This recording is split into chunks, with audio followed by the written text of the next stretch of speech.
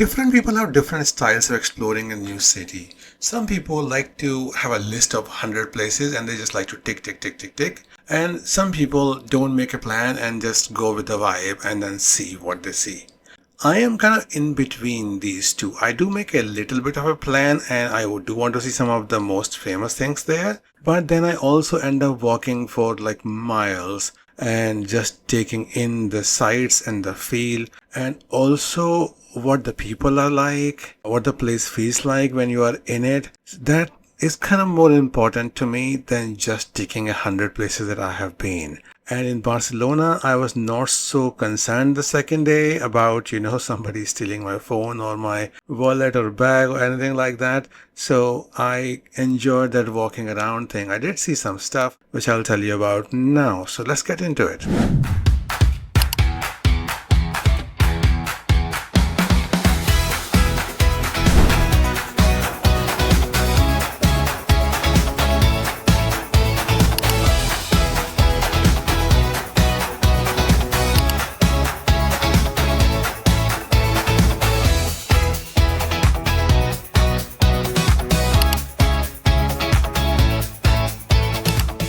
Hello, this is Sunny and you're watching Sunny Solo, your passport to solo travel.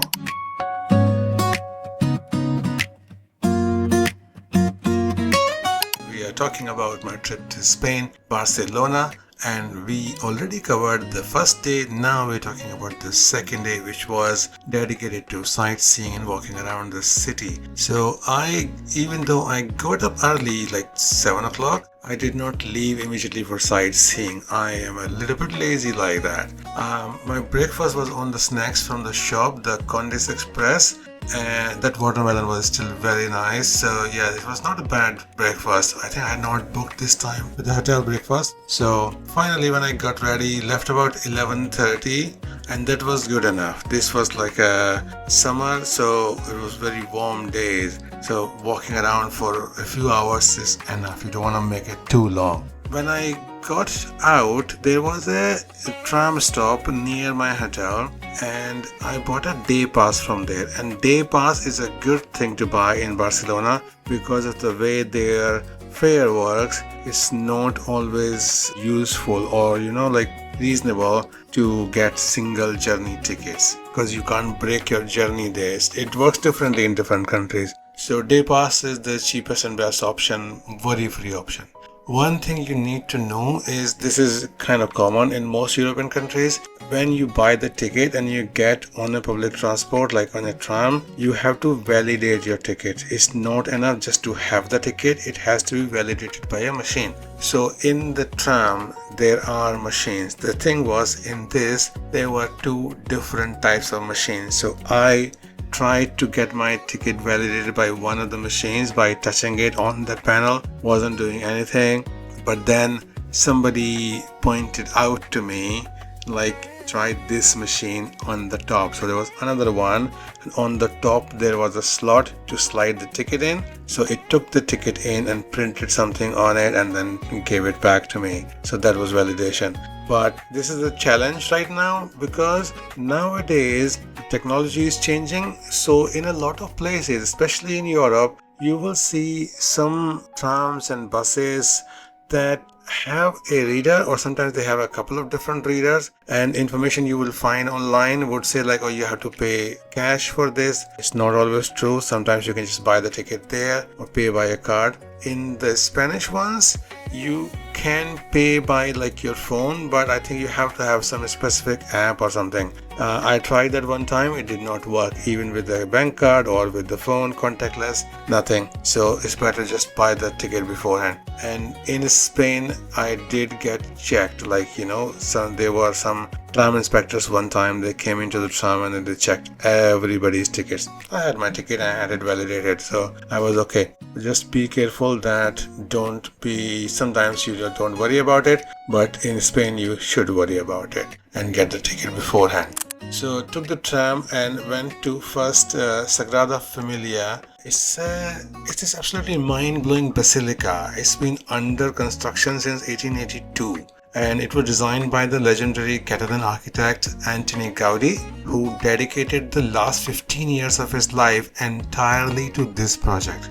And this makes it so unique. That what makes it unique is that it blends the Gothic and the Art Nouveau styles in weird ways that you have never seen before, with towering spires that are meant to represent 12 apostles, like the Virgin Mary, the four evangelists, and Jesus Christ himself in the tallest central tower, which is still under construction. This whole structure is loaded with religious symbolism from nature and Christianity, like the columns inside that branch out like trees to create this forest-like canopy, and the facade tells different stories. So even though Gaudi died in 1926, the work has continued based on his plans and his models, and the goal is to finally complete this in 2026, the centenary of his death. This makes it one of the longest running architectural projects in the world, and it's a UNESCO World Heritage Site as well.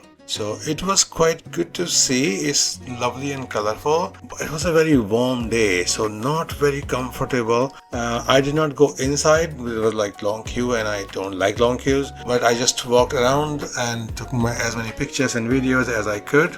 And then tried to buy some t-shirts and stuff as well. There wasn't anything good, but it was very warm, so I had to kind of so I was wearing cargo pants, and these cargo pants, they are from Decathlon. They have a special feature that they have a zip that you can unzip and take off the bottom part of the legs, so they become cargo shorts rather than cargo pants. I had to do that here because it was such a hot day. There are benches there. I just waited until I could find a seat on a bench, and I did that. I put those my crossbody bag, the legs. Then from there I went to Paseo de Gracia, which is a city square. It has a lot of interesting buildings around that. This is basically Barcelona's most famous boulevard, and this is where you find some of the most stunning examples of modernist architecture, all concentrated in one incredible stretch. So running from Plaza de Catalunya all the way to Gracia neighborhood.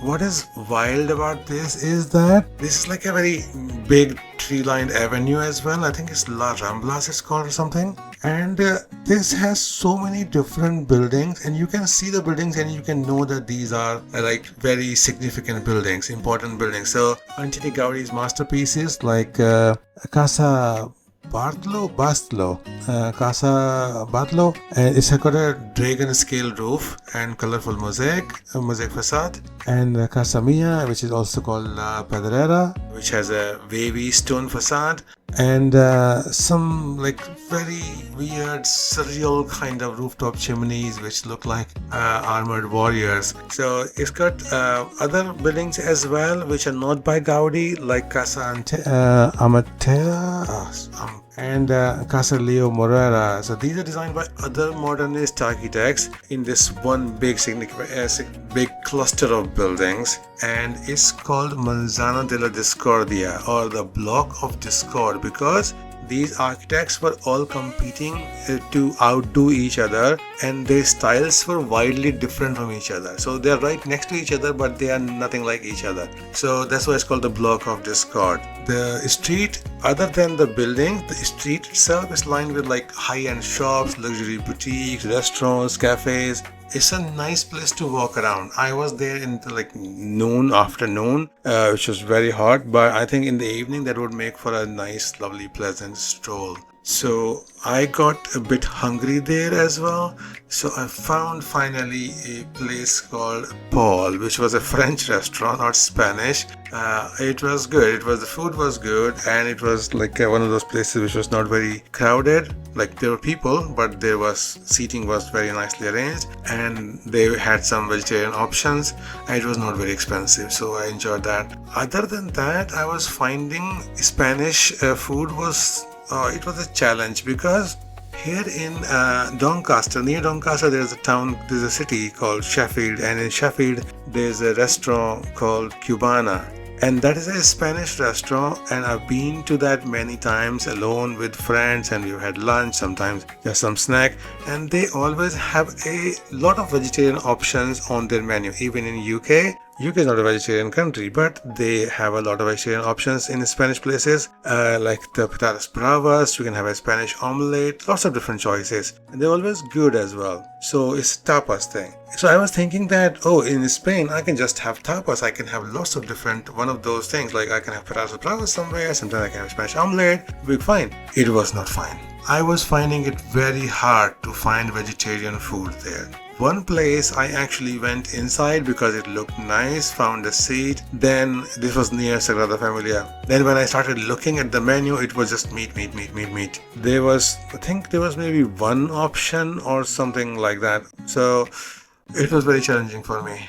Usually is for vegetarians, but also for me because I don't eat mushrooms and don't like noodles, so it makes it even more challenging for me. So when I found Paul, I was happy that I found some place which had nice food and wasn't very expensive. After that, after I had time to regroup, like eat and then charge my phone and look at the camera, how battery and all that, so then I went to this place called Park Güell.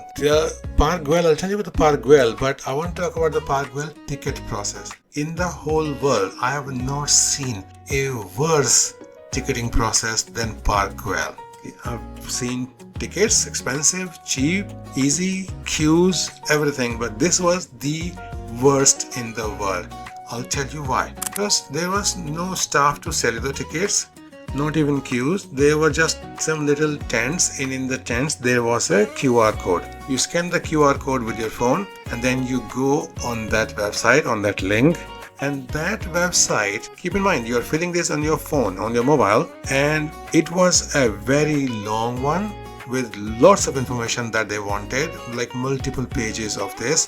They wanted your name, passport, address, everything, email address, and then they will send you a code to your email and everything they're validating. So it was at least 15-20 minutes of job to finish this form, and it was not very cheap as well. It was like 18 euros for the entrance, but before you could pay those 18 euros you had to go through so much of red tape just to enter a tourist place. Never seen that before, did not like it at all. Okay, so in the end of this process of the form, you select what time slot you want to go in. And I was there something around 5 o'clock and the first 5:15, I think something around there. And the first entrance time was 6 o'clock. So like, okay, I'm not gonna wait here for 45 minutes. But before I gave up, I went to one of the staff, the people who were actually checking the tickets, to see what is the process, because it was not very crowded. There was no queue to get in. You can just get in. So like, why is it giving me this hour later? So I went to one of the staff, and as soon as I showed her the screen, she said, yeah, you can choose any time and you can get in now. So I did not even have to ask my question. And then she realized that she has been a little bit snappy because she did not let me ask my question and she quickly just answered it. So she said, okay, I'm sorry, we just get this every day. So I was like, yeah, that's okay. For me, that was okay. Somebody else might have thought that it was a little bit too, it was maybe rude or something. It wasn't. But the thing is that the process is so confusing and not user-friendly. So if anybody is listening, change the process. Make it better. Don't make them, it feels like you are buying a car or something on loan. Okay, let's carry on. So the Park Güell, once I went inside, it's a whimsical wonderland which is on a big hill called the Camel Hill, and this was originally conceived as a luxury housing development by Gaudi's patron, Josep Güell. That's why it's called Park Güell. And this started like in early 1900s, and this was supposed to have the housing, like luxury housing, but this project failed commercially very badly. Only the 2 houses were ever built. So eventually it was transformed into a public park and it became this iconic place, and it's a very colorful place as well. It's a UNESCO World Heritage Site as well. So this one has a lot of photo opportunities. So you pay the 18 euros and that's what you get for your money. There are some pillars, there are some balconies, lots of stairs. Yeah, keep in mind, if you're going in there and you can't walk a lot, you can't climb a lot of stairs, just don't go inside because it has a lot of climbing to do. So I went around, took a lot of pictures, lot of videos, as much as I could, but To be really honest, I was not that impressed by it. Anthony Gaudi's house is also in there. You can take a picture of that. But I was like, yeah, I filled the form for that. 18 euros, I might have been okay, but the whole labor of filling the form, I was not happy with that. But anyway, I spent about half an hour, maybe half an hour, 45 minutes in there, and then came out. If you are with a family with small children, not an interesting place to go. If you are an Instagramming person and you want pictures that you can Instagram from there, really good place to go. So yeah, keep that in mind. It's not for everybody. So once I finished that, then the staff there was really nice. The staff was all very nice, friendly. Inside also there was staff. So if you want directions, anything, it was nice, pleasant, smiling staff, very helpful. So I would say that for this place. I left there, and again there were like very long staircase to come down, because I just came down rather than coming down the same winding way. Just took one exit which was direct down, so maybe 100 steps to come down to the street level. And from there I took a bus back to the city, because this place is kind of outside the city. It takes about half an hour on the bus. So I took a bus back to the city. I had an interesting evening as well, but I don't want to make this episode very long, so I'll break it here and then we'll talk about what I did in the evening. This was my birthday evening. So for now, this is it. Thank you very much for watching, and I hope you subscribe so that you don't miss the next video, and I'll see you in the next one. Bye bye.